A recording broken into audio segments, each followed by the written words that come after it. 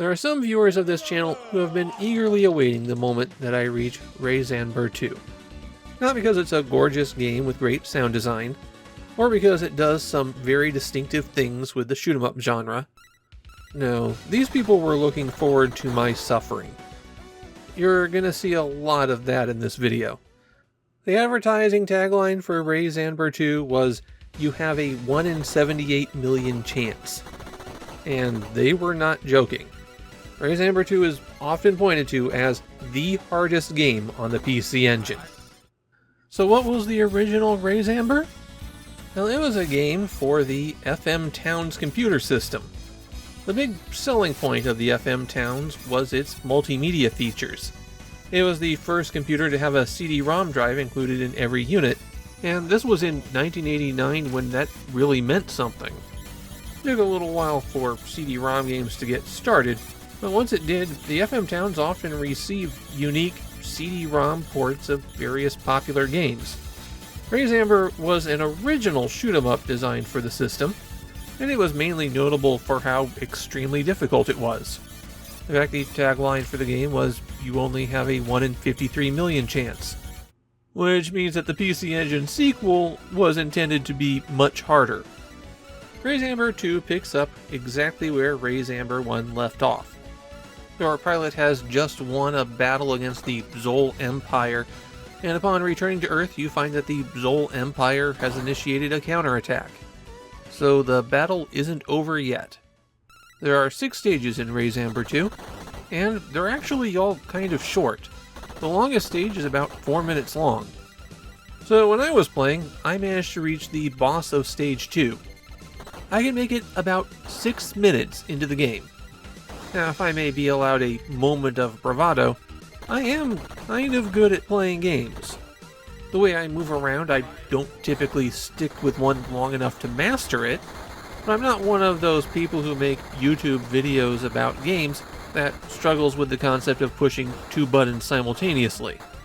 The hour of recording time that I allow for myself is usually enough to have a pretty good grip on at least the basic systems of a game.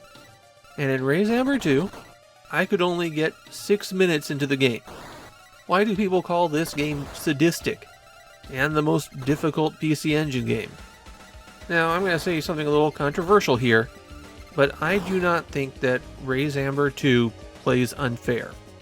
In fact, I'd say that this is a game that gives you more opportunities than most shoot-'em-ups. You have infinite continues, the special weapons you collect are useful but not overpowering, and there's only 1 level of each of them, which means getting destroyed isn't that much of a setback. What makes Rayxanber II difficult is that they want you to play with absolute precision. They do not give you room for error. They also want you to memorize the stage. Well, like I said, the longest stage is 4 minutes. It's actually a pretty reasonable ask for you to memorize the enemy patterns. There's a lot less room for error than it looks. There are checkpoints halfway through every stage, and you'll continue from the boss if you die there, but you still lose progress and your weapon upgrade if that happens. As for those weapon upgrades, sometimes you'll see a ship fly out that's like yours, only colored blue, red, or green. When you destroy them, they'll release a marker of their color with a line that rotates around the cardinal directions. The color determines the weapon, and the line determines which way it will fire. Though, since the weapon upgrades come in a set of 2 that fly above and below your ship, both the up and down lines do the same thing. You will need to be firing in the appropriate direction to have any chance of survival during levels. And of course, that means knowing what's coming up, and timing the collection of the next power-up that shows up. All of the special weapons also have a charged attack, but I found the charged attacks to be kind of useless. You have to press and hold button 2 for about 2 seconds before it's fully charged, and the indicator are the little lights at the bottom of the screen. They'll turn yellow when it's ready to fire. The charged shots do more damage than your normal shot, but not 2 seconds worth of damage, and you're giving up a lot of safety in order to charge. The blue power-up is the ice shot. These are the rapid-fire spread bullets. The charged shot here fires a bullet out in 8 directions. The red weapon is the fire shot, a pair of fireballs that will shoot according to the direction that you picked. Charging this one up will turn those fireballs into homing shots. Finally, the green weapon is the lightning gun, which fires a continuous stream. Charging it up turns it into a pair of balls that will do 1 spin around your ship. You have one more ability in Rayxanber II, and it's probably the most difficult thing to use. When you press button 1, your ship will dash a short distance. You can do this consecutively. There's a heat meter at the bottom of the screen that will build up. You can boost 2.5 times before you reach the top of that bar, which really means 3, but that half affects how you use it, because when you're not boosting around, it cools down. And if the meter reaches the top, then you can't boost until it cools all the way down. The big complication here is that even when you're not boosting, Rayxanber II already requires an extreme amount of precision, and boosting will just shoot you around the screen. This boost isn't a dodge roll, it doesn't make you indestructible. But that said, it does seem to improve your evasion. You can't boost straight through things without getting destroyed, but you might be able to boost near things. Boost is helpful, but also very risky. And for a long time while I was playing, I was avoiding using it because you really feel like you're going out of control. But it is very useful, and it feels like mastering it is the key to doing well in Rayxanber II.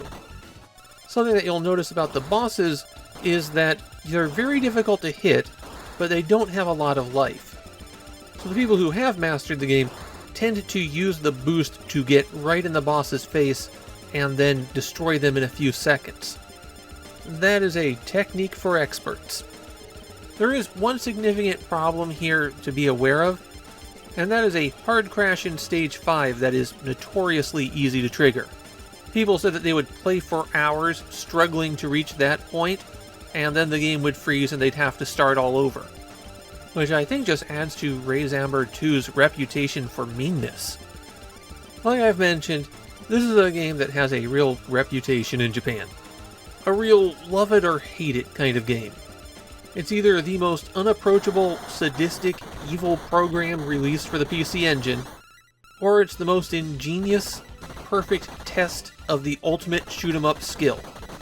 My own opinion is a lot closer to the latter while acknowledging the former.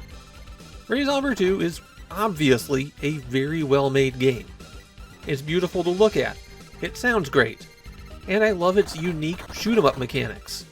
Having only one type of power-up that can be applied a few different ways is a great way to prevent the game from getting bogged down when you die. And the boost mechanic is ingenious. If this was in any other shoot-'em-up, then these game mechanics would make it a much more friendly, accessible shooter. But this is Rayxanber II. They made the gameplay more streamlined so they could torture the player with difficult enemy patterns and crush their spirits. The result here is, if you're an expert at shoot-'em-ups, then you absolutely should play Rayxanber II. But if you're not, and you try to dive in, then you're just setting yourself up for frustration.